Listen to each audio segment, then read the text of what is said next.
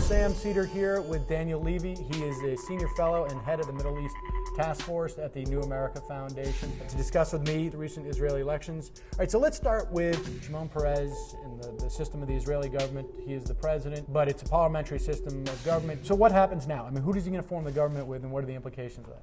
Israel's system of parliamentary democracy, presidency largely symbolic. This is the one kind of time where the presidency can get more interesting. Shimon Peres consults with all the party heads. It's a 120-member parliament.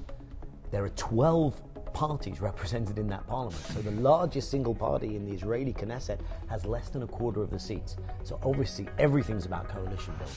Benjamin Netanyahu was recommended by a majority of the members of Knesset to be the next prime minister. Shimon Peres, the president, has tasked Mr. Netanyahu, the head of the Likud party, with forming a government. Even though Netanyahu's party did not get as many seats as the Kadima party. That's right. The Kadima party of the outgoing foreign minister, Tzipi Livni, had 28 seats. Likud had 27. However, if you add the ultra-right, the secular nationalist right, and the religious orthodox right, altogether, that bloc has 65, which is a clear majority. And it is right to, I think, say that what happened in this election was there was a 15-seat, which in Israeli terms is big, 15-seat swing from the centre-left to the right.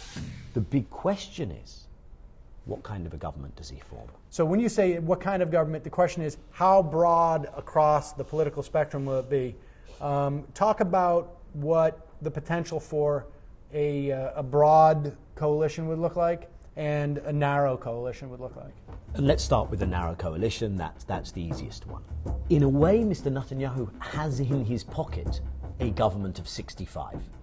That would be the Likud, the parties of the religious and ultra-orthodox right, the religious right, national religious right, more focused on settlements, on territory, the ultra-orthodox right, the black hats, so to speak, more focused on funding for their institutions, for yeshivas, etc. Plus the secular nationalist right, the party there being a party largely, but not exclusively, supported by Russian immigrants. This is the Israel Our Home party. Yisrael Beitenu, Israel Our Home party. Now, I mean, this guy is, if not a fascist, pretty close to being a fascist. Yes. I mean, is that accurate? He's being openly described, including by members of Kadima and by a broad cross-section of the Israeli media and civil society, as a racist. Many have gone further and said a fascist. Certainly in the satirical TV shows, he's being depicted in very fascistic terms, Mr. Lieberman. His main theme, I mean, it's true that there are perhaps 300,000 Russian immigrants who are not, according to Jewish law, halakha, Jewish. Right. For them, civil marriage, which you can't have in Israel, is a big issue.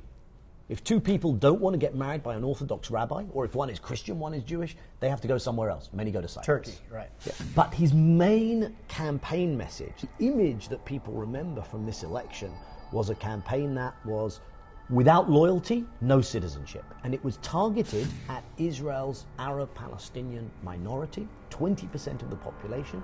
And he was essentially saying, you guys have got to swear an oath of loyalty to the state, or we take away your citizenship. And that's what should have put him beyond the pale. I mean, in a way, it's the classic populist, xenophobic, racist, nationalist, anti-immigrant party that we're used to seeing in Europe now. What happened in those European countries is that the mainstream of the political establishment said, you crossed a red line. You are not a kosher coalition ally. And the stunningly worrying thing in Israel is that that hasn't happened. We haven't had our civil rights movement in Israel. We really have not gone through that. Maybe Lieberman will be a wake-up call. If I want to look on the optimistic side, maybe enough people now will say, hey.